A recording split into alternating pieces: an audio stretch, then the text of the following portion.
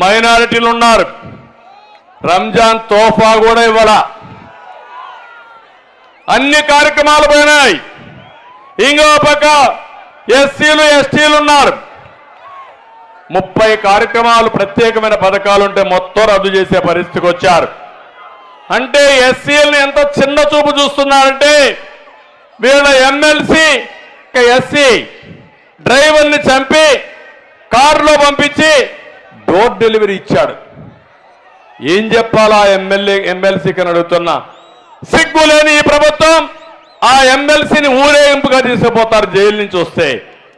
ఇవి చూస్తే చాలా బాధేస్తుంది. ఏది ఏమైనా ఎస్సీలకు ఎస్టీలకు రక్షణ ఇచ్చే బాధ్యత నాది.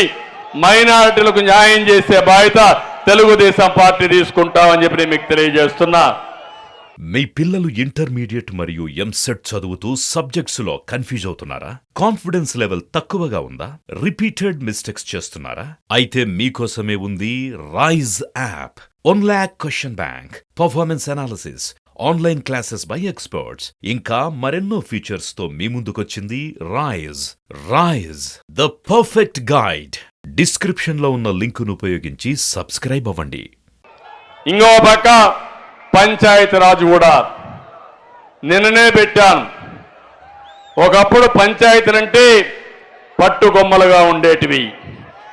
ఈరోజు మీరు చూస్తే సర్పంచులకు గౌరవం లేదు, మర్యాద లేదు, అవమానాలు, అవహేళనలు, నిధులు లేవు, విధులు లేవు.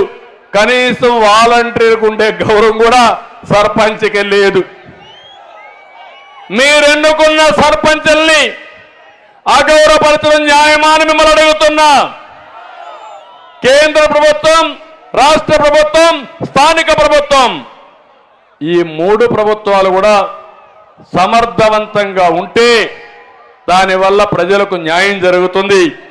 ఈరోజు స్థానిక సమస్యలు నిర్వీర్యం చేశారు. నేను అందరికీ వాళ్ళకు ఒకటే హామీ ఇస్తున్నా. ఇదే జిల్లాలో ఒక సర్పంచ్ పనులు చేసి డబ్బులు లేక ఆత్మహత్య చేసుకునే పరిస్థితికి వచ్చారంటే ఎక్కడికి పోతా ఉందని అడుగుతున్నా. అందుకే సర్పంచుల గౌరవం పెంచుతాను. గ్రామాల్లో మొదటి పౌరుడిగా మిమ్మల్ని తయారు చేసే బాధ్యత, స్థానిక సంస్థలకు అధికారాలు ఇచ్చే బాధ్యత నేను తీసుకుంటానని చెప్పి కూడా నేను మీకు తెలియజేస్తున్నా. ఇంకో పక్క తమ్ముళ్ళు, కనిగిరి నియోజకవర్గం ఇప్పుడే చెప్పా, వెలుగొండ ప్రాజెక్ట్ నేను పూర్తి చేపిస్తా. నేనే ఆ రోజు ఫౌండేషన్ వేసా, నేనే ప్రారంభం చేసి జాతికి అంకితం చేస్తా. ఇది కాకుండా విద్యకు ప్రాధాన్యత ఇవ్వాలని IIIT ఇక్కడ పెట్టాను నేను ఆ రోజు. జ్ఞాపకం ఉందా మీకు? ఒక వెనుకబడిన ప్రాంతం, కరువు ప్రాంతం, పేదవాళ్ళు ఉండే ప్రాంతం. అందుకే IIIT పెట్టి విద్యకు ప్రాధాన్యత ఇవ్వాలంటే దాన్ని కూడా ఒంగోలు పంపించి రెంటెడ్ బిల్డింగ్లో పెట్టారు. నేను వేసిన ఫౌండేషన్ మాత్రం రాయి కొట్టేశారు, కానీ మీ మనసులో తీసేయలేరు.